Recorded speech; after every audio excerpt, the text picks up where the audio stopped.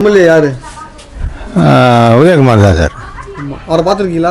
பார்த்துருக்கேன், பேசியிருக்கேன், கை கொடுத்துருக்கேன், எல்லா வேலையும் பார்த்துருக்கேன் நான். நல்லா இயல்பா பழகுறாரா? நல்லா பழகுறாரு.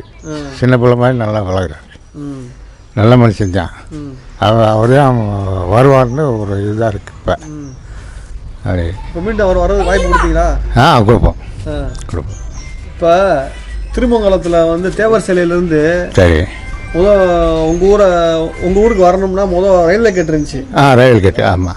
அப்போ வந்து உதயகுமார் தான் அதுக்கு பூமி பூஜை போட்டு பூஜை. ஆமாம். அரசாணை வெளியே வந்து ரெடி பண்ணி கொடுத்தாரு. ஆமாம். அதை பற்றி உங்கள் கருத்து என்ன இருக்குது? கருத்து நல்ல கருத்து தான். இப்போ பாலம் போட்டதுனால வண்டி எதுவும் இங்கே ஸ்டாக் ஆகி நிற்கிறது இல்லை. அது வரல மேலே போகிற வண்டி அது வரல போய்கிட்டு இருக்கு, கீழே போகிற வண்டியும் போய்கிட்டு இருக்கு. நல்ல வசதியாக இருக்குப்பா.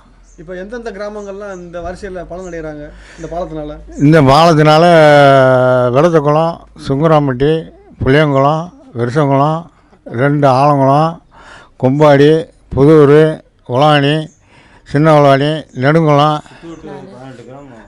புது நெடுங்குளம், இங்கிட்ட காரியாவட்டி கூட இந்த இதில் நல்லா வசதி இருக்குது. அதெல்லாம் நல்ல வசதி. செஞ்சு கொடுத்த உதயகுமாருக்கு நீங்கள் என்ன சொல்ல நினைக்கிறீங்க? இல்லை, நல்லா ஓட்டு போடுவோம், அவரை எம்எல்ஏ ஆக்குவோம், செய்வோம். திரும்ப உதயகுமார் வாய்ப்பு கொடுப்பீங்களா? வாய்ப்பு கொடுப்போம்ப்பா.